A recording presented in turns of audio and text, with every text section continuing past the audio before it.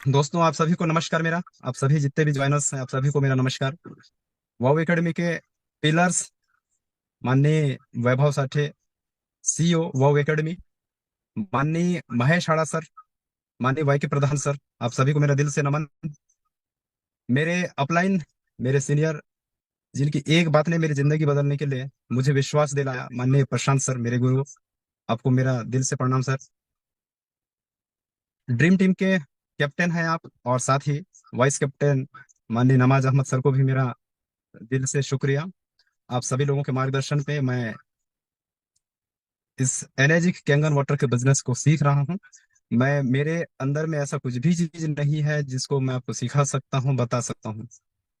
मैंने इतने 6 सालों की जर्नी में मैंने जो चीज सीखा है उन्हीं चीजों को साझा करना चाहूंगा।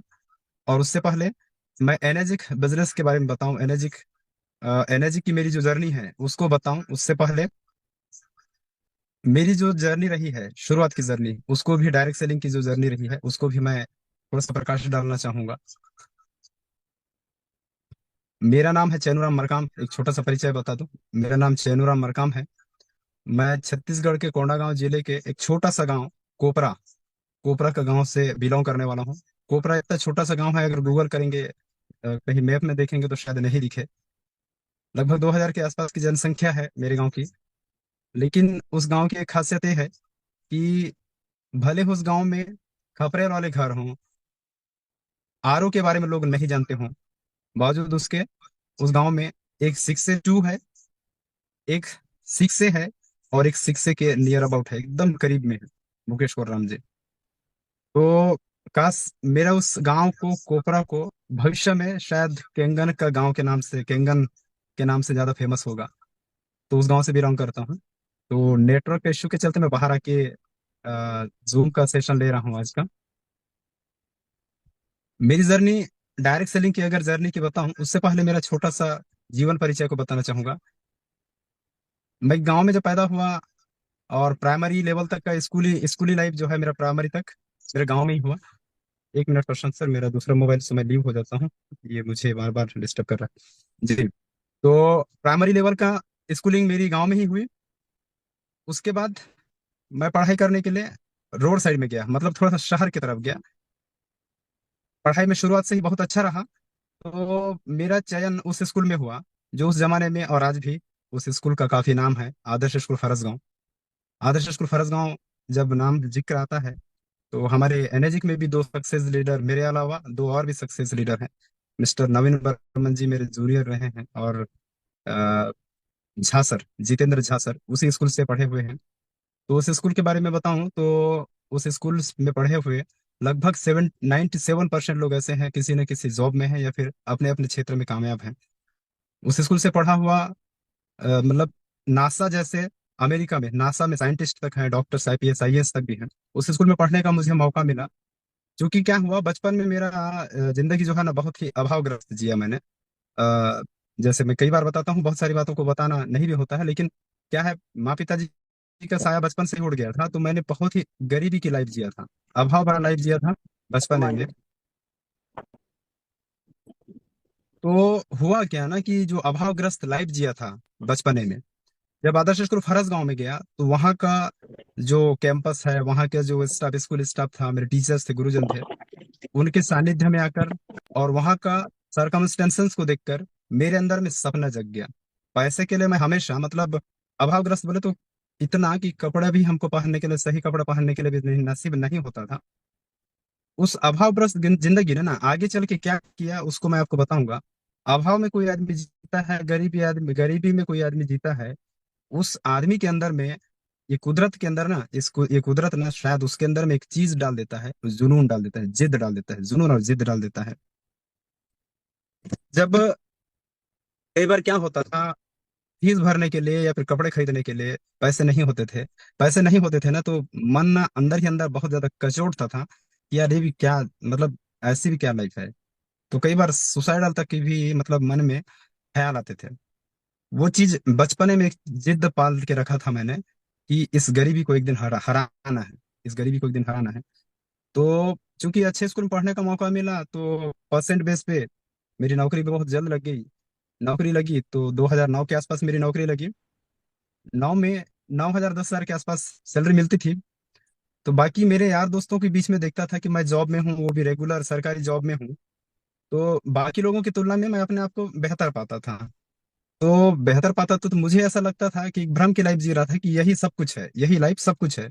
लेकिन वो जो बचपने के सपने जिनको मैंने देखा था कि एक कार होना चाहिए, इस गरीबी को मुझे हराना है, उसके लिए पर्याप्त नहीं था 9 10 हजार 2009 के बाद। तो एक मौके की तलाश में था मैं। क्योंकि क्या रहता है, अब अधिकतर लोग जॉब में है, नौकरी में है।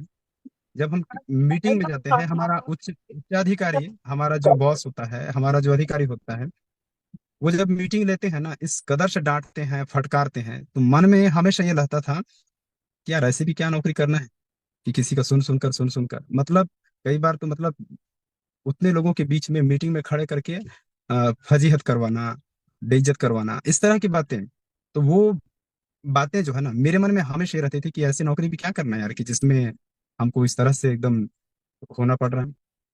वो मन में रहता था। तो एक मौके की तलाश में मैं हमेशा रहता था कि एक बेटर मौका मिले तो मैं जॉब को क्विट करूं, ऐसा। तो 2012 के आसपास में सर मेरी लाइफ में एक डायरेक्ट सेलिंग बिजनेस आया। डायरेक्ट सेलिंग बिजनेस आया, नाम नहीं लेना चाहूंगा। उस प्लेटफॉर्म से हम लोग, बाकी प्रशांत सर हैं, माननीय वाई के प्रधान सर हैं, और भी लीडर्स हैं, उस जगह से रहे हैं, और उस जगह से यहाँ पर आए हैं, और सभी लोग सक्सेस हैं आज के डेट पे। तो उस कंपनी में मैं ज्वाइन हुआ। ज्वाइन होने के बाद उसमें सूट लेंथ बेचना होता था, सूट लेंथ बेचना होता था। उस समय डायरेक्ट सेलिंग की हमें बहुत ज्यादा जानकारी नहीं थी। बस एक जोश जुनून था कि लाइफ में कुछ करना है, एक अच्छा मौका मिले। तो उस कंपनी का एक प्लान दिखाया गया था जिसमें एक डायमंड रैंक होता था। डायमंड रैंक में 29 लाख मिलते थे, 29 लाख। 16,000 लोगों को जोड़ना होता था। 16,000 जोड़ने से एक डायमंड का रैंक प्राप्त होता था, और उसमें 29 लाख का चेक मिलता था। वो चीज मुझे इतना अट्रैक्ट करा। मैं किसी कंप्यूटर कंप्यूटर सीखने के लिए जाता था कहीं पे, वहीं पे मुझे उसका प्लान दिखाया गया। और 29 लाख, 29 लाख का जब चेक बताया, और 29 लाख मतलब अभी तक डायमंड, नो नो, तो डायमंड शिप में अभी तक 143 लोग पहुंच चुके हैं। जब इस बात को बताया गया, मैं बोला यार 143 लोग कर चुके हैं तो मैं तो कर ही सकता हूँ। और मैं कूद पड़ा। पता चला, ज्वाइन हुआ, जैसे ही ज्वाइन हुआ वो कंपनी लगभग बंद होने के कगार पे आई। तो मुझे माननीय प्रशांत सर लेके गए जयपुर। जयपुर लेके गए, वहां पे जब हम गए तो समझ में आ गया कि अब इसका शटर डाउन होने वाला है, अब इसका कार्यक्रम खत्म होने को है। समझ में आया। लेकिन वही कंपनी अपना नाम बदल कर, अपना भेष बदल कर फिर से आया, और प्रोडक्ट बेस पे आया, सूटलेट की जगह प्रोडक्ट बेस पे आया। खेती से संबंधित उपज वर्धक ये सब चीज आए। उस कंपनी का मैं थोड़ा सा दर्द बताना चाहूंगा। उस दर्द से एनर्जिक को मैं रिलेट करके बताना चाहूंगा कि एनर्जिक क्यों इजी है।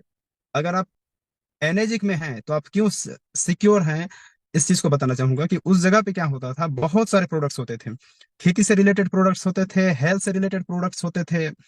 अब हम खेती को फोकस करें या फिर हेल्थ को फोकस करें या किचन सामग्री को, मतलब इस तरह से हम, हमेशा क्या रहता था, एक जगह एक प्रोडक्ट में हम मास्टरी होती नहीं थी। कभी आया फ्लैक्स सीड, हार्ट के लिए काम करेगा। कभी आया स्टेम सेल, वो कुछ और के लिए काम करेगा।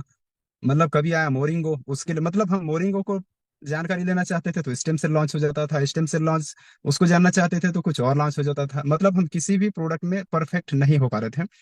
और ये सिलसिला लगातार चलता रहा। तो खेती से रिलेटेड प्रोडक्ट आया, हालांकि उस प्रोडक्ट के ऊपर हमने बहुत काम किया। उसमें क्या होता था, उसमें प्रोडक्ट को हमको खुद को ढुलाई करना पड़ता था। ऑफिस रायपुर में था, रायपुर से हम कई बार हमारे बीच मेरे उस कंपनी में मेरे सीनियर में से रही हैं नेहा मैडम फोन जी। करते हो तो नेहा मैडम का ऑफिस होता था पंखा धमतरी चलते में। लाइट चलते। ऑफिस से मुझे रोड तक अपना पूरा कार्टून उठा उठा के मुझे रोड जगह तक लाना पड़ता था। मतलब पसीना पसीना हो जाते थे। इतना तामझाम करना पड़ता था उस जगह पे। जो पुरानी कंपनी में ना, हम लोग माल हाँ। लाद कर लाते थे, गाड़ी में डालते थे, पसीना पसीना हो जाते थे। कई बार ऐसा लगता था यार हम कूली वाला काम कर रहे हैं या फिर डायरेक्ट सेलिंग कर रहे हैं। मतलब इतना कठिन भरा वो था। और मेरे मन में हमेशा एक चीज रहता था, हमेशा एक डर बना रहता था, यार ये कंपनी चलेगी भी कि नहीं चलेगी। क्यों ना एक ऐसा कंपनी मिल जाए जिसमें हम आज काम करें और आने वाली पीढ़ियां भी उसमें क्या लाभान्वित हों। ऐसा कोई कंपनी अगर लाइफ में मिल जाता तो, ऐसा वो मन में हमेशा डर रहा था। और ऐसा तलाश में मैं था। और अब देखिएगा, पहले मैं जिस सूट लेंथ वाली कंपनी में काम किया, उसके बाद ये प्रोडक्ट बेस पे काम किया, ये दोनों ही कंपनियां बंद हो गई। दोनों कंपनी बंद हो गई। उसके बाद उस जगह के लोग, क्योंकि जिसको डायरेक्ट सेलिंग, नेटवर्क मार्केटिंग करने का एक बार लत लग जाए ना, वो बंदा कहीं ना कहीं तड़फड़ाता रहता है, एक मौके की तलाश में रहता है। तो वैसे उसी उसी मौके की तलाश के चलते मुझे हाथ लगा एक क्रिप्टो क्रिप्टो बिजनेस। उसमें मैंने ज्वाइन किया, उसमें भी बस लॉलीपॉप। जैसे ही कॉइन का रेट बढ़ा तो सीनियर बोलता था, कॉइन का रेट बढ़ गया चैनू जी, अभी डाउन है, आप ना क्या करिएगा, पैसे लगाइए, हाँ। कॉइन का रेट अभी भविष्य में बढ़ जाएगा। हम पैसे डालते जा रहे हैं, डालते जा रहे हैं, डालते जा रहे हैं। पता चला वो कंपनी भी फुर्र हो गई। वो कंपनी भी फुर्र हो गई। कुछ लोगों का पैसा डलवा दिया, लगवा दिया। उसके बाद मैं हाथ जोड़ लिया भैया, इस तरह क्रिप्टो में काम करने के बाद कुछ लोगों को इन्वेस्ट करवा दिया। हालांकि इन्वेस्ट वाले प्लान से हमें मुझे मुझे जो है हमेशा डर लगता था। मैं ज्यादा लोगों को इन्वेस्ट नहीं करवाया था, मगर फिर भी क्या था, लालच था कि नहीं यार, हमको करोड़पति तो बनना है। उस जगह पे भी हम हाथ लगाए, वो कंपनी भी बंद हो गई। तो मैंने कसम खा लिया कि जीवन में अब इस तरह की कंपनियां नहीं करनी है। उसी बीच मेरे ग्रेट अपलाइन मेरे सीनियर, मेरे अपलाइन, माननीय प्रशांत सर, इसके बारे में, एनर्जी कैंगन वाटर के बारे में परिचय करवाया, और एक विश्वास दिलाया कि एक जापान का चीज है, ये इससे हमारी लाइफ बन सकती है। मैं प्रशांत सर के ऊपर उस कंपनी में भी और इसमें भी, और हमेशा ही मेरे गुरु रहे हैं। तो मैं इनके ऊपर ब्लाइंड बिलीव कर सकता हूँ, विश्वास कर सकता हूँ। जब इसके बारे में बताया तो मैंने सर को एक चीज सवाल पूछा, सर क्या मैं इसमें कर सकता हूँ क्या, क्या मैं इसमें कर सकता हूँ क्या, इसमें मैं सक्सेस हो सकता हूँ क्या? तो प्रशांत सर ने बोला, व्हाई नॉट, क्यों नहीं कर सकते ये चीज ना, व्हाई नॉट, क्यों नहीं कर सकते। यकीन मानिए, मुझे जो है ना, जीवन दान देने जैसा काम किया। और मैं सर के ऊपर फैथ करके, बिलीव करके, मैं सर के साथ लग गया। शुरुआती दौर पे, क्योंकि सर प्रशांत सर बिहार में हुआ करते थे और सीनियर दुर्ग भिलाई रायपुर से थे, तो मैंने शुरुआत में केंगन में क्या किया कि अपना धंधा अपना कंधा बोलते हैं ना, ये बहुत जरूरी है। जब तक इस चीज को हम नहीं समझेंगे, तब तक हम, या तो हम अपने बिजनेस के प्रति, अपना करियर के प्रति संजीदा नहीं है। इसलिए ऐसा कर रहे हैं। इसलिए कि मैं आप सभी लोगों को यही कहना चाहूंगा कि जिम्मेदारी लेना बहुत इंपॉर्टेंट है। अपना धंधा तो अपना कंधा होना बहुत जरूरी है। आप सोच के देखिएगा, सर प्रशांत सर बिहार में है, बाकी मेरे सीनियर कोई रायपुर में, कोई भिलाई में, कोई दुर्ग में है। तो मैं उनको रोज डेमो दिखाने के लिए नहीं बुला सकता था। तो मैंने क्या किया, शुरुआती दौर पे जब भी मेरा कोई सीनियर डेमो दिखाता, मैं फ्लाइट मोड में मोबाइल को डाल देता था और रिकॉर्ड करना चालू करता था कि किस जगह पे एंटीऑक्सीडेंट बोलना है, किस जगह पे अल्कलाइन बोलना है, किस जगह पे हमको माइक्रो क्लस्टर बोलना है, और इनका क्या रोल रहता है हमारा ह्यूमन बॉडी में। इस चीजों को मैं क्या करता था, रिकॉर्ड करके रखता था, या फिर वीडियो बनाता था, वीडियो कम करता था और रिकॉर्ड ज्यादा करता था, और बाजू में रख देता था। उसके बाद मैं गिलास धोने वाला काम या फिर जो भी है वो करता रहता था, और प्रॉपर मैं सुनता रहता था। उस जब रिकॉर्डिंग को, डेमो खत्म हो गया, रात को सोते समय जैसे ही सो के उठा, उस समय उसको अक्सर सुनता था, क्योंकि मुझे डेमो डेमो सीखना बहुत जरूरी था। मेरी ज्वाइनिंग है 18 जुलाई 18 में। तो अगस्त में मेरी मशीन आई और सितंबर में मैंने काम स्टार्ट कर दिया, डेमो करना स्टार्ट कर दिया। जैसे ही मशीन को मैंने ऑर्डर किया, उसके दूसरे दिन माननीय वैभव साठे सर को 10,000, सॉरी 8,000 रुपये पेमेंट किया ओआरपी मीटर के लिए, क्योंकि मुझे काम को करना था। और मैं आपको बताना चाहूंगा कि मैं इस प्रोडक्ट को देख के कम आया था, मैं बिजनेस का प्लान को देखकर ज्यादा आया था। बिजनेस का प्लान में सर ने एक चीज बताया था, माननीय प्रशांत सर ने बताया था, कि जैसे ही हम टू ए पहुंचते हैं तो 26,000 मिलता है। और टू ए का जो बंदा है, अगर वो आदमी भी काम करना चालू कर दिया, वो अगर काम करना चालू कर दिया, उसके नीचे जो भी सेल होगा 8 पॉइंट के अंदर, उससे भी हमको 26,000 रुपये आना चालू हो जाता है। थ्री ए में जैसे ही हम पहुंचते हैं, वो काम करना चालू करता है, तो उसके नीचे जो सेलिंग होती है, 39,000 रुपये आना चालू होता है। ऐसा कॉल से बताया, फोन से बताया, मैं समझ गया। अब देखिए, जब 18 में ज्वाइनिंग किया था ना, उससे पहले वो जो पुरानी वाली कंपनी में, मैं जो है पुरानी वाली कंपनी में कर्ज हो चुका था। मैं बैंक से लोन लिया था लगभग 5 लाख रुपया। और वो सामान, चाहे वो हमारा उपज वर्धक खेती से रिलेटेड सामान हो, चाहे हेल्थ से रिलेटेड सामान हो, उस सबको एक तरह से गोडाउन बना के रख दिया था। अब जब किसान भाई के पास जब जाते थे, वो उधारी ले लेते थे, वो पैसा आता नहीं था। परिणाम स्वरूप क्या हुआ, मैं लोन में दबा हुआ था। और उस समय मुझे डिसीजन लेना था। बोलते हैं ना, कामयाबी दर्द के कोख में पैदा होती है, बोलते हैं ना कामयाबी। उसी तरह से एक अवसर जो होता है ना, अवसर जो होता है एक तरह से विपत्ति के आड़ में ही आता है। और मुझे उस समय डिसीजन को लेना था जिस समय ऑलरेडी मैं 9,000 या 10,000 की मेरी सैलरी थी, और 5 लाख के आसपास का मेरा लोन था। और उस समय मुझे डिसीजन लेना था कैंगन को करने का। मेरे पास पैसे थे नहीं, लोन के ऊपर लोन करने का मैंने हिम्मत किया। अपने आप को ये बोलकर हिम्मत किया, यूं भी घर वाले भी चिल्लाते थे कि पैसा देता नहीं है, क्या करता है इस तरह से। तो मैं बोला यूं भी बर्बाद हूं, तो क्यों ना एक बार ट्राई करा जाए, क्यों ना एक बार ट्राई करा जाए। जापान की ऑनेस्टी के ऊपर मैंने एक सीबीएसई 10वीं या 9वीं में एक हिंदी में एक चैप्टर पढ़ा था कि परमहंस स्वामी विवेकानंद जी के जो गुरु थे, रामकृष्ण परमहंस, जब एक बार जापान की यात्रा पर थे, जापान की यात्रा पर थे, तो ऐसे ट्रेन पर होंगे, तो फ्रूट्स वाले ने आया, मतलब फ्रूट्स वो सब फल बेच रहे थे। तो परम कृष्ण पर रामकृष्ण परमहंस देखे, तो बोले कि फल शायद उनको नहीं भाए होंगे, पसंद नहीं आया होगा, तो बोले कि जापान में शायद सही फल नहीं मिलते, ऐसा कुछ उन्होंने बोला। वो आवाज ना उनको सुनाई पड़ा जो फल बेच रहे थे। उसके उतने में ही वो जो फल बेचने वाले भाई साहब थे, फिर से नीचे गए और एकदम फ्रेश फ्रूट्स लाए। उसके बाद रामकृष्ण परमहंस को जब दिए, तो उसका उसके बदले में वो पैसा नहीं ले रहे थे। तो परमहंस बोले कि क्यों पैसा नहीं ले रहे हो, पैसा क्यों नहीं ले रहे हो? तो जब वो फल वालों का जवाब सुनिएगा, वो फल वाले ने बोला, सर जी, जब आप अपने देश जाइएगा, तो अपने देश में जाकर ये मत कहिएगा कि जापान में शायद फल सही नहीं मिलते या फ्रेश फ्रूट्स नहीं मिलते। ये मत कहिएगा, ये मेरे देश के सम्मान से जुड़ी हुई बात है। ये चीज मुझे उस समय ना बहुत अच्छा, मतलब एक दिल को टच किया था वो स्टोरी। तो जब मैं केंगन और एनर्जी जापान ये सब का मैं जब सुना, तो मैं बोला जापान है तो ऑनेस्टी तो होगा ही होगा। तो जापान है जब ऑनेस्टी होगा ही होगा, इस चीज को मैंने विश्वास किया कि नहीं, मुझे इस चीज को करना है। तो पैसे तो थे नहीं, तो लोन के ऊपर लोन लगाया था, लोन के ऊपर लोन किया, मतलब उसको टॉपअप जो लोन बोलते हैं वो करके मैंने मशीन लगाया था। उस समय एक 55 की मशीन आती थी, उससे स्टार्ट हुई थी, वो किया। उसके बाद जर्नी धीरे धीरे धीरे धीरे क्या हुआ, मुझे काम करते करते करते शुरुआती दौर पे, क्योंकि कैंगन के बारे में लोग नहीं जानते थे, कैंगन के बारे में लोग जानते नहीं थे, पानी से क्या हो जाएगा, कई तरह की बातें जो आज भी हैं। 2018 में आप सोच के देख लीजिएगा, उस समय तो और ज्यादा बातें होती थी। तो उस समय काम को स्टार्ट करना था और लोगों के बीच एनर्जी को लेके जाके डेमो करना था। अब मेरे पास बहुत बड़ी चुनौती ये थी कि इतनी इतनी बड़ी मशीन को इसको किस में लेके जाऊं। मेरे पास फोर व्हीलर तो थी नहीं उस समय, फोर व्हीलर थी नहीं। तो मैंने क्या किया था, एक बड़ा सा बैग लिया, बड़ा सा बैग लेके उसको लाद के जाता था पीछे तरफ, ऐसा लाद के जाता था।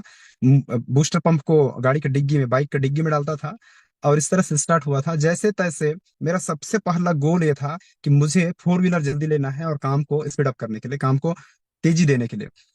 तो मैंने क्या किया कि जैसे ही 20-25 मशीनें हुई, तो इस कैंगन की बदौलत, इस एनर्जी की कंपनी की बदौलत, मैं जिस गाड़ी में बैठा हूँ, ये मेरा बहुत पसंदीदा कार है।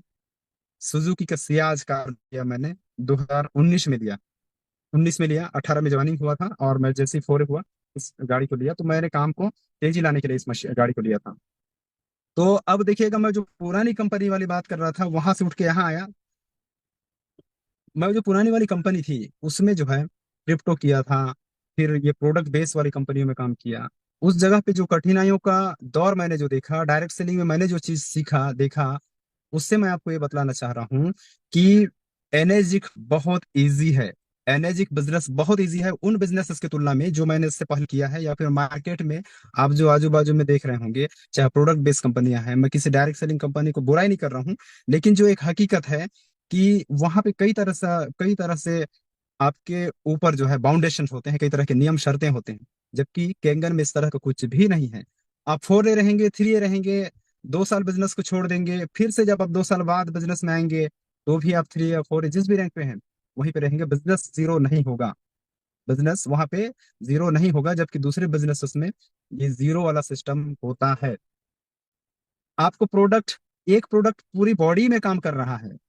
एक प्रोडक्ट पानी, जो कि बेसिक नीड है ह्यूमन बॉडी के लिए, ना सिर्फ ह्यूमन बॉडी के लिए बल्कि और भी जो जीव जंतु हैं उनके लिए भी। तो हमारे शरीर में अगर देखें 70% पानी है, और ये पानी अगर हम ठीक ठाक कर लें, हेल्दी वाटर पी लें, तो ये बीमारियों को ठीक कर रहा है। मतलब एक पानी ही है जो हमारा शरीर का पूरा सिस्टम को ठीक कर रहा है। सिस्टम ठीक हो रहा है तो बीमारियां ठीक हो रही है। इसके लिए आपको हार्ट के लिए अलग, किडनी के लिए अलग, ब्रेन के लिए अलग, इस तरह का कोई प्रोडक्ट नहीं है। एक ही प्रोडक्ट है, एक ही प्रोडक्ट में हमको मास्टरी हासिल करनी है। तो होता क्या था, जब मैं ना इस बिजनेस को डेमो तो मैंने सीख गया, मैं डेमो बहुत जल्द सीख गया। लेकिन मेरी लैकिंग क्या रही, उस चीज को आप लोग गौर करिएगा। अगर इस चीज के ऊपर आप लोग लैकिंग कर रहे होंगे तो बिजनेस में कहीं ना कहीं आप भी पीछे, बहुत मतलब पीछे हो सकते हैं। मैं डेमो तो दिखा देता था, क्योंकि डेमो इतना इजी था। Sir sir sir sir, science background से रहा हूँ, तो कहानी पढ़ना है, जाना है, लोगों को लाल पीला करके दिखाना है। मगर एक जगह मेरी बड़ी लैकिंग ये थी कि मैं लोगों को फेस करने के लिए डरता था। किस जगह पे? डेमो दिखा दिया, जब उनके साथ जाके बैठ के फॉलो अप करना होता था ना, उस समय घबराता था कि मैं लोगों को कैसे फॉलो अप करूं। ये चीज काफी ज्यादा डर था मन में, जिसके चलते क्या हो रहा था, जो कामयाबी मुझे होना चाहिए था, अगर देखा जाए तो मुझे आज -2 के आसपास में होना चाहिए था, लेकिन मैं आज 6 से 2 हूँ। उसका कारण वो तो है ही, उसके अलावा एक जॉब भी है जहाँ पे हम 10 से 4 भी बैठे रहते हैं, 10 से 4 तक बंधे हैं। लेकिन जॉब को मैं टोटल इग्नोर भी नहीं कर रहा हूँ। अगर जॉब नहीं होता तो शायद मैं केंगन करने लायक भी नहीं होता। और जॉब के चलते ही एक पहचान का जो दायरा बना है वो भी है। इसी के लिए जॉब करते करते इस बिजनेस को भी करा जा जॉब करते करते भी इस बिजनेस को करा जा सकता है, और जॉब नहीं भी कर रहे हैं और बेटर तरीके से करा जा सकता है। क्यों? क्योंकि आपके पास टीम को मैनेज करने के लिए, टीम को ग्रो करने के लिए आप पर्याप्त समय दे सकते हैं, अगर जॉब में नहीं है। और आप अगर संतुष्ट नहीं हैं जॉब से, अगर आप नौकरी करते करते आपकी लाइफ हो गई लगभग उम्र का, कहीं रिटायरमेंट के करीब हैं, या फिर 30 40 45 के एज के आसपास हैं, मगर फिर भी आप वो कामयाबी हासिल नहीं कर पाए हैं जो आप कर सकते थे, जो आपके अंदर में काबिलियत है, उसके आधार पे आप वो कामयाबी हासिल नहीं कर पाए हैं, तो ये बिजनेस जो है ना, आपको वो मौका देता है कि हम मात्र और मात्र 3 से 5 साल अगर रगड़ के इस एनर्जी बिजनेस को कर दें, तो हम ना सिर्फ अपनी लाइफ बल्कि आने वाले जनरेशन की लाइफ को भी हम सिक्योर कर सकते हैं। इतना बड़ा मौका है। मैं एनर्जी को सैल्यूट करता हूँ, जिसने मेरा जीवन को बदल दिया, मेरे सोचने के तौर तरीके को बदल दिया, मेरे लाइफ स्टाइल को बदल दिया। तो आप फॉलोअप को जो है ना, फॉलोअप करने से, मैं जो बोल रहा था कि फॉलोअप से डरता था, फॉलोअप सीखिए। अगर आपसे नहीं हो पाता है तो क्या करिएगा, आपका जो इमीडिएट अपलाइन काम करे नहीं करे स्पॉन्सर नहीं, जो आपका वर्क एक्टिव अपलाइन है, एक्टिव अपलाइन, उसके साथ अपनी टीम को टच में लाइएगा। क्या होता है, गलतियां क्या होती हैं कई जगह ना, नॉलेज के लेकिन के चलते, नॉलेज के कमी के चलते हम लोग ना लोगों के साथ आर्ग्यू करने बैठ जाते हैं। एक बार क्या हुआ था, मेरे सीनियर जो है ना डॉक्टर, एक डॉक्टर के साथ जब कैंसर वाली बात आई, डॉक्टर ने एक सवाल किया, क्या ये मेटास्टेटिस लेवल पे भी काम करेगा? तो मेरे सीनियर को उसके बारे में जानकारी नहीं रही होगी, तो वहां पे क्या करने लग गए, आर्ग्यू करने लग गए। आर्ग्यू आर्ग्यू करने से हम, बेटर हो सकता है जीत जाए, बेटर हो सकता है जीत जाए, मगर हम उस आदमी को हार जाते हैं। इसलिए क्या करिएगा, आर्ग्यू करने से बेहतर है हम अपना स्किल के ऊपर काम करें, स्किल के ऊपर काम करें, नॉलेज के ऊपर काम करेंगे। तो हम जब क्या कर सकते हैं, उसके ऊपर जो हमारे जो रिसर्च पेपर हैं, उस जगह हम उस डॉक्टर को दिखाना चाहिए था। हमने वैसा ना करके क्या किया, उसके साथ आर्ग्यू किया, हम उस बैटल को हार गए। तो वो ऐसा ना करे। क्या होता है जब हम 4A 5 पे पहुंच जाते हैं, ये जो शुरुआती पीरियड है 4A 5 पे, इस जगह पे ऐसा है ना कि पैसा अच्छा से आता है, अच्छा पैसा आता है, 52,000 65,000 आता है। तो जो जूनियर होते हैं ना, क्या गलती कर बैठते हैं, उनको ये लगने लगता है कि अब मुझे अपलाइन की जरूरत नहीं है, अब मुझे अपलाइन की जरूरत नहीं है, मैं कर लूंगा। अभी इतना बढ़िया इनकम आ रहा है, 4 लाख 5 लाख 2 लाख 1 लाख रुपए आता है ना, आदमी हवा में उड़ने लगता है। मैं आप लोगों को विनम्र गुजारिश करना चाहूंगा, अगर ये गलतियां हो रही हों और आप एक एनर्जी बिजनेस में, जहाँ पे आपकी 3 पीढ़ियों का लाइफ सिक्योर हो सकता है, उस बिजनेस में है, तो ये गलतियां मत कीजिएगा। कि आप एक, जैसे ना डायरेक्ट सेलिंग में सक्सेस होना है तो एक गुरु बनाने की नितांत आवश्यकता है, नितांत आवश्यकता है। हो सकता है आप काबिलियत वाले हों, टैलेंटेड हों, पढ़े लिखे हों, बहुत ज्यादा आपके पास, सॉरी सॉरी, हो सकता है सब कुछ आपके पास हो, लेकिन उधर का नॉलेज इधर का इस प्लेटफॉर्म में काम नहीं आएगा। आपका अपलाइन, आपका सीनियर भले ही अनपढ़ हो, भले ही कम पढ़ा लिखा हो सकता है वो गांव से भी बिलोंग करता हो, लेकिन आपको उसको एज अपलाइन रिस्पेक्ट देना पड़ेगा। एज अ अपलाइन आपको उनको रिस्पेक्ट देने के अलावा उनकी बातों को मानना पड़ेगा। अपना, कई बार इस वर्ड को यूज करने के लिए मुझे माफ माफ करना, अपना होशियारी बिल्कुल मत दिखाइएगा। क्योंकि जो बंदा 4A करा है वही 3A 2A को ये बता सकता है कि 4A कैसे करना है। जो 6A करा हुआ है वही बता सकता है कि 6A कैसे करना है। 6A 2 जिसने किया है वो बता सकता है कि 6A 2 कैसे कर सकते हैं। और इस बीच में 6A 2 करते करते क्या गलतियां हुई हैं, सर जैसे टाइम होता है मुझे मैसेज कर दीजिएगा कि आपका टाइम ओवर, तो मैं विदा लेना चाहूंगा। तो सर मैं कह रहा था ये जो गलतियां हमने किया कि या फिर आज भी कर रहे हैं कई लोग, क्या होता है 5 पे हो गए तो सीनियर को बगैर इन्वॉल्व करके एक अलग व्हाट्सएप ग्रुप बना रहे हैं, और सीनियर को पता ही नहीं है हम अपने तरीके से काम मतलब वहां पे टीम को मैनेज कर रहे हैं।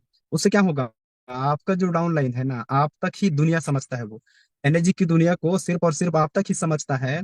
और जिस दिन आप थोड़ा सा भी शिथिल होने चालू हो जाते हैं या फिर आपके साथ जैसे ही उस डाउन लाइन का दूरी होना चालू हो जाता है, वो बैठ जाएगा, वो बैठ जाएगा। इसलिए मैं आपको यही कहना चाह रहा हूँ कि आप अपने तक अपनी टीम को बिल्कुल भी सीमित मत रखिएगा। आप जिसको गुरु मानते हैं, जो आपका एक्टिव अपलाइन है, उनके टच में लाइएगा, उनका काउंसलिंग करवाइए और सही मार्गदर्शन कीजिए। अदरवाइज क्या होगा, आप ना धीरे धीरे धीरे 5 पे 4A हो जाएंगे, फिर 6 से भी कर लेंगे, सेल्स करके आप 6 से भी बन सकते हैं, उसके बाद अंधेरा छाएगा।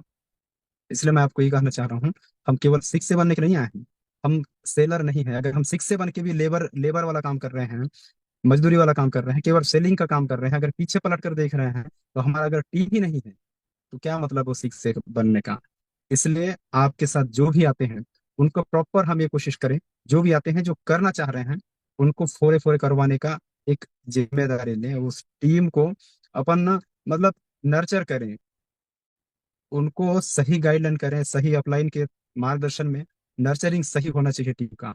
हम टीम बनाने के लिए आए हैं, direct selling not about selling, it's about team बनाने का बिजनेस है, इसको आप लोग समझिएगा। तो मैं आप लोग को यही कहना चाहूंगा कि फॉलोअप के ऊपर काम करना पड़ेगा, डेमो के ऊपर काम करना पड़ेगा खुद को। हाँ, मुझे ड्रीम टीम का बहुत सपोर्ट मिला, हालांकि उससे पहले जब तक हमारा ड्रीम वाओ एकेडमी का, हमको बहुत सपोर्ट मिल रहा है। रोज जूम मीटिंग में हम बैठ रहे हैं, रोज बैठ रहे हैं। और साथ में माननीय प्रशांत सर ने एक हमको गाइड करने के लिए ड्रीम टीम बनाया हुआ है। वहाँ पे एजुकेशन सिस्टम बहुत तगड़ा है, तगड़ा। वहाँ पे हमको BTP मतलब बेसिक ट्रेनिंग प्रोग्राम में मिलता है, हमको LDP का प्रोग्राम मिलता है, हमको लीडर्स डेवलपमेंट प्रोग्राम और basic training program. Basic training program बहुत इंपॉर्टेंट है बिजनेस के ग्रोथ के लिए। क्या होता है, हम ना किसी नए बंदे को ज्वाइन तो करवा देते हैं, ज्वाइन करने के बाद हम उससे ये अपेक्षा करते हैं कि वो तुरंत काम स्टार्ट कर दे, और हम उसको डेमो दिखाना मतलब उसके लिए कई बार क्या करते हैं, डेमो दिखाना चालू करते हैं दो चार, और उसको हम मार्केट में भेजते हैं। जबकि मेरे हिसाब से ये होना चाहिए, जैसे ही हमने ज्वाइनिंग किया, ज्वाइनिंग करने के बाद उसको BTP वाला कोर्स करवाना चाहिए। BTP में आपको बताया जाता है कि टीम मैनेजमेंट कैसा किया जाए और ऑब्जेक्शन हैंडलिंग कैसे किया जाए। हमको ये प्रोस्पेक्टिंग सस्पेक्टिंग जो होता है, ये प्रोस्पेक्टिंग कैसे करा जाए, ये सारी बातों को BTP पे बताया जाता है। BTP बहुत इंपॉर्टेंट है आपके बिजनेस में। आपके बिजनेस में कामयाबी के लिए आपका एक सही गुरु, सही अपलाइन तो जरूरी है ही है। उसके अलावा इवेंट्स आपके लाइफ में बहुत बड़ा रोल अदा करेंगे। मैं इवेंट्स का ही प्रोडक्ट हूँ, इवेंट्स का ही प्रोडक्ट हूँ। मुझे जब भी मैसेज मिलता है, जब भी मैसेज मिलता था, मैं वो रात नहीं, बाढ़ नहीं, कुछ भी मतलब कुछ भी कंडीशन हो, जाना है मतलब जाना है। सीनियर ने बोला है इस मीटिंग में आना है मतलब आना है। शंखनाद 4 के ऊपर मैं थोड़ा सा बात करना चाहूंगा।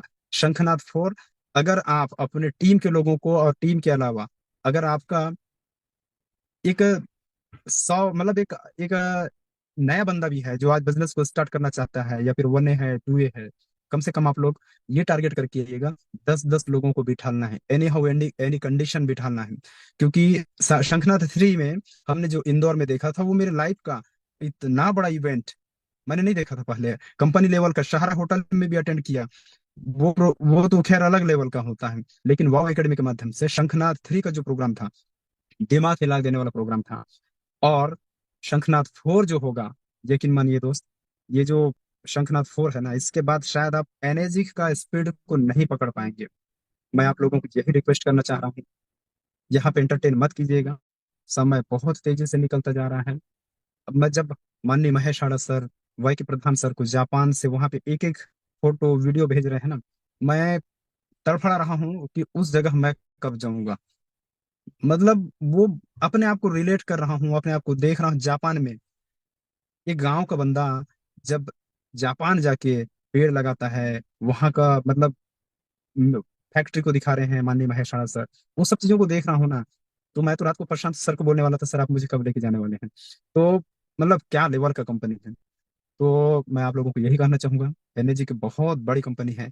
ना सिर्फ आप अपना, आपका इस एनर्जी के साथ ना सिर्फ आपका जीवन जुड़ा हुआ है। लोग बोलते हैं टाइम नहीं है, सस्ता है, महंगा है, इट्स ऑल अबाउट हमारा माइंड सेट के ऊपर है। सस्ता महंगा ये हर जगह है, आप 1,000 रुपए का प्रोडक्ट बेचने जाएंगे तो भी महंगा है। ये सिर्फ और सिर्फ माइंड सेट का खेल है। माइंड सेट अपना सही रखिएगा। डायरेक्ट सेलिंग, अपलाइन, डाउनलाइन, इन सारी चीजों को लेकर आपका, जैसे नवाज सर फिलॉसफी को लेकर एक दिन बहुत अच्छा मीटिंग लिया था आपका। अगर फिलॉसफी आपका सही है, आपका माइंड सेट अगर सही है, तो अभी सर ने कुछ देर पहले बताया था, आप किस जगह से आते हैं वो मैटर नहीं करता, आप किस जगह जाना चाहते हैं वो मैटर करता है। और ये एनर्जिक जीवन में मिला है। 3 या 5 साल रगड़ कर मेहनत करें और आने वाली पीढ़ियों तक के लिए एक ऐसा रास्ता बनाएं जो न सिर्फ हमारे परिवार को बल्कि समाज को, एक एरिया को एक दिशा दे। जब हम इस दुनिया से जाना तो लोग सैल्यूट करें, बोलें कि यार एक आदमी आया इस दुनिया में और अपने समाज का दिशा को बदल दिया, इस एरिया का दिशा को बदल दिया, लोगों के सोचने के तौर तरीकों को बदल दिया, इस तरह से अपना लेगेसी छोड़ के जाएं। मैं यही कहना चाहूंगा। तो प्रशांत सर, 8:15 14 मिनट हुआ है। अगर आपकी अनुमति हो तो मैं, बोलना बहुत कुछ है। सर कंटिन्यू करिए 8:30 तक। 8:30 तक मैं ओके। चैनू जी हाँ। चालू करने में लेट हो गया था। बिल्कुल बिल्कुल। मैं खान साहब आपके बिहाफ से चैनू जी से कुछ क्वेश्चन करना चाहूंगा, अगर आप परमिशन दें, जी जी जी क्योंकि ये जी, प्लेटफॉर्म वाह हमारे आप खान साहब का है। पूछा सर, करिए बिल्कुल बिल्कुल, आप हमारे लीडर हैं। बिल्कुल कर सकते तो हैं सर। चैनू जी, मैं कुछ आपसे कुछ सवाल कर रहा हूँ। सवाल मतलब कुछ जानकारी चाह रहा हूँ आपसे, आपकी जर्नी के बारे में, ताकि और भी लोग परिचित हों। सिक्स से जिस समय आप हो रहे थे, पहला जो, जब आप बिजनेस में जुड़े तो आपको यकीन नहीं था, या फिर किसी को भी नहीं रहता है शुरुआत में कि मैं कितनी जल्दी कर पाऊंगा नहीं कर पाऊंगा। आपका जो परिवेश है वहां पर, जब आप लोगों को ये बात करना स्टार्ट किए, क्योंकि जैसा आपने अपनी जर्नी में बताया है कि वहां पर आरओ तक नहीं लगे थे, और वहां पर आपने कैंगन मशीन आप लगाने का सोच रहे थे, तो ये बहुत बड़े दुस्साहस का काम है, हिम्मत का काम है। तो थोड़ा सा उसके बारे में बताएं, क्योंकि वो जो संघर्ष का पीरियड रहा है ना, मुझे लगता है उस वो बहुत ज्यादा प्रेरणादायक है लोगों के लिए, कि जब आप पहली मशीन के लिए जब आप कर रहे थे, क्या कष्ट हो रहा था, क्या तकलीफ हो रही थी, क्या चीजें, और जिस गांव में आरओ नहीं लगा है यार, वहां पर आप कैंगन जैसी मशीन लगा रहे हैं। थोड़ा सा उसके ऊपर प्रकाश डालिए। तो सर जी, शुरुआती दौर तो आप जान रहे हैं बहुत संघर्ष भरा रहा है। मेरे घर में भी जब मशीन लगी ना, तो सबसे पहले मुझे ये बोले कि वो शब्द बोलना सही नहीं है, तुझे किसने बेवकूफ बनाया। हाँ। मेरे घर में ही बोले कि तुझे किसने बेवकूफ बनाया, 1.5 1.5 लाख रुपए का मशीन लाया, इससे इसके बजाय तो दो दो बोर खुदवाते घर में, तो खेती कर लेते। ये पानी वाला मतलब पानी पीने के लिए तूने इतना पैसा लगाया। ये मेरे घर के शब्द थे। तो सर जब मैं इसको लोगों को जब डेमो करना चालू किया, तो वही था कि लोगों का कि पानी से क्या ही हो जाता है यार, हॉस्पिटल बंद हो जाते हैं अगर पानी से ऐसा हो जाता। लेकिन एक दोस्त है मेरा चंद्रकांत राणा, पता नहीं उस बंदे ने कैसा मेरे ऊपर विश्वास किया। तो सबसे पहला सेल है सर चंद्रकांत राणा मेरा। और चंद्रकांत राणा ने मेरे ऊपर विश्वास किया, तो मुझे लगा कि नहीं चलो एक आदमी फंस गया। एक फंस गया, अब समय का सोच ना, चलो एक आदमी फंस गया। तो उनके साथ जो है ना सर, एक बहुत वायरल हुआ था फोटो, मेरे पास होगा भी। तो सर हमारे साथ ना एक शुरुआती दौर पे गैंग्रीन का ना हमको बहुत जबरदस्त रिजल्ट मिला सर।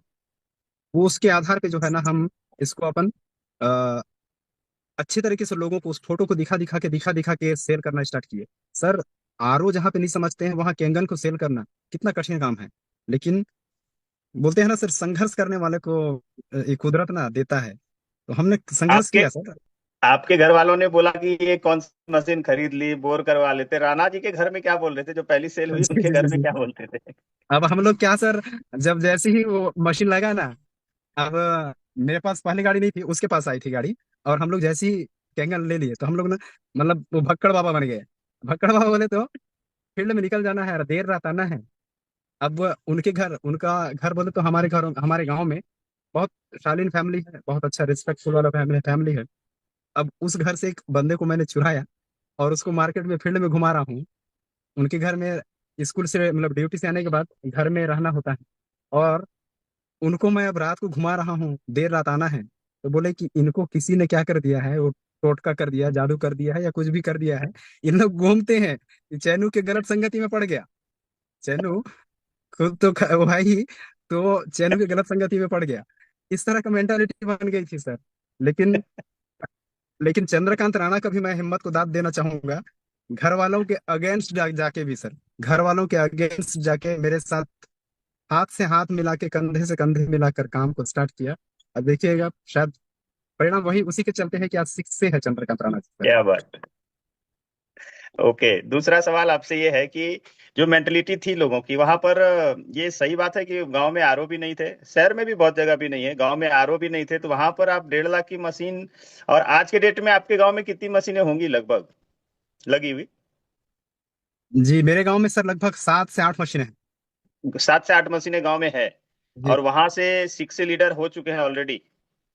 जी, 6 से लीडर हो चुके हैं, और एकदम नियर अबाउट में है एक मुकेश कोराम जी। जी। वो लगभग उनकी 76 मशीन हो चुकी हैं, तो मुकेश कोराम सर 6 से हो जाएंगे। Yes yes.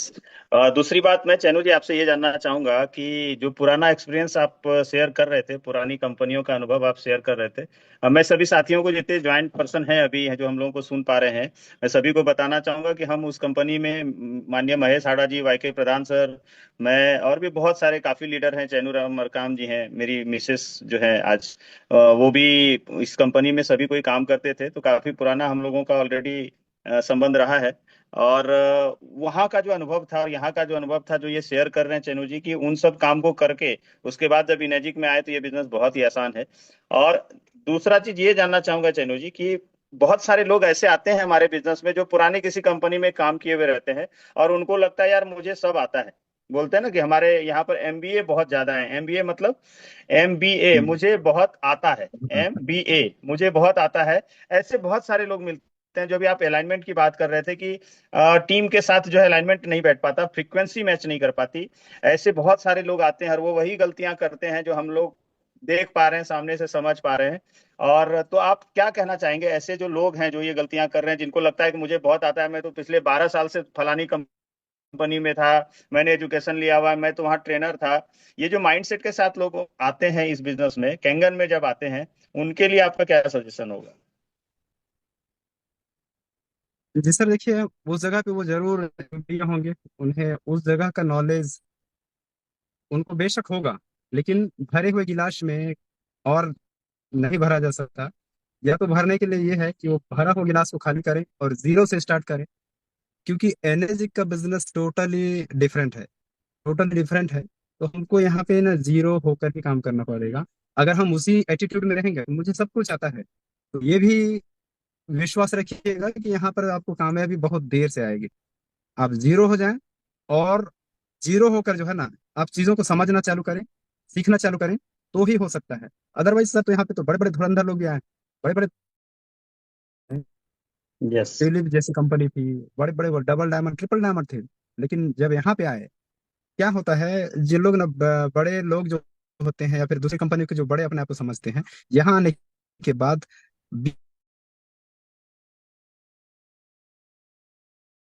केवल लोगों को एडवाइस दूंगा तो काम बन जाएगा, नहीं। आपको अपने हिस्से का मेहनत तो करना पड़ेगा, आपको मशीन ले जाना है, मशीन ले जाके डेमो करना पड़ेगा। और मैं नहीं केवल अ, हाँकूंगा ऐसा कहेंगे तो नहीं होगा। तो यहाँ पे सर जीरो होकर ही सीखा जा सकता है।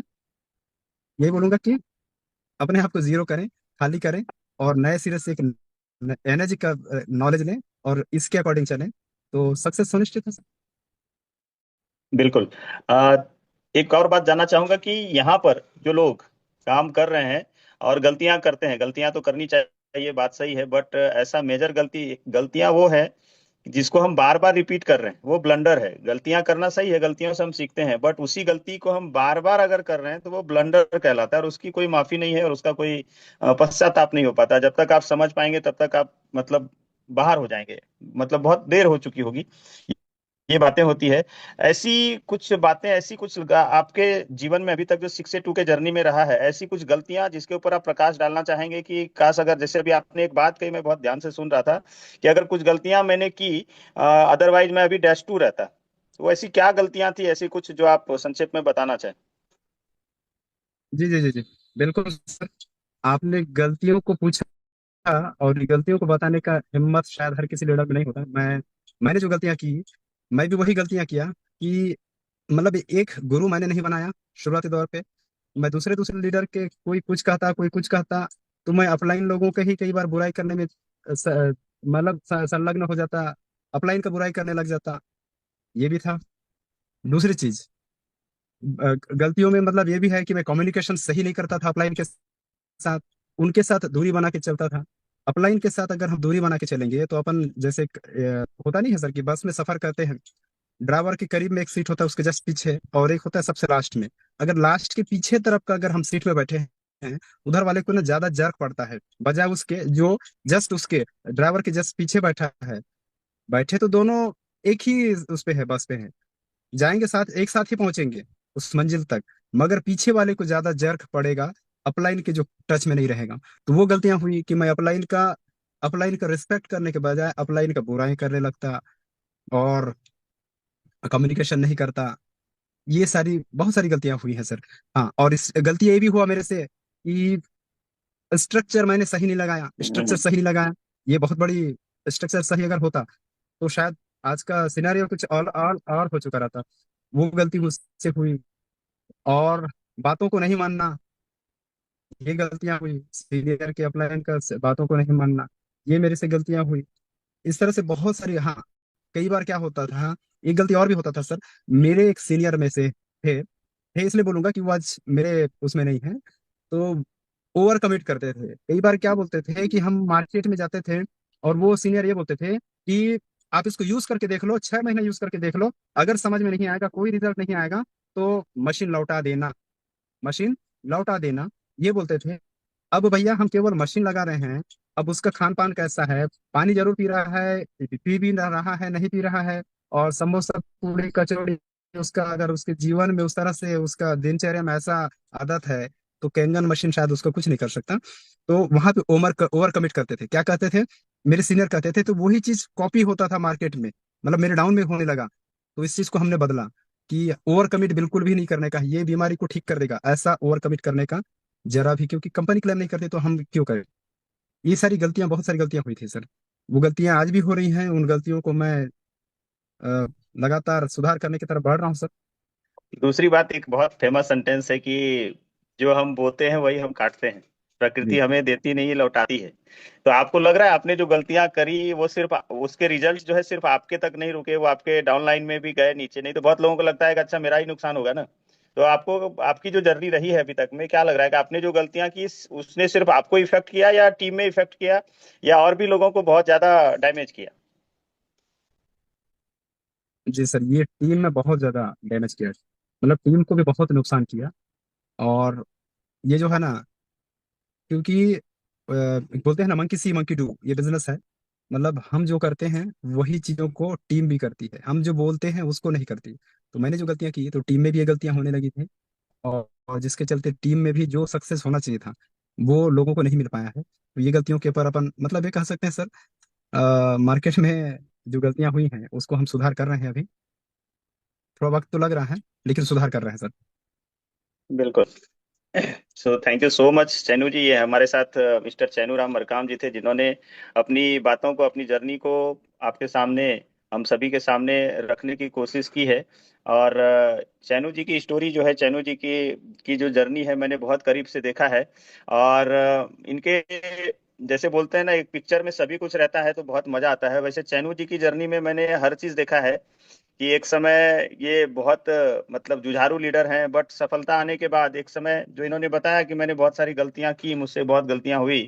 क्योंकि सारथी इंपॉर्टेंट है, सलाहकार बहुत इंपॉर्टेंट है। सलाहकार अगर सही नहीं होगा तो वो आपको गलत दिशा की ओर लेकर के जा सकता है।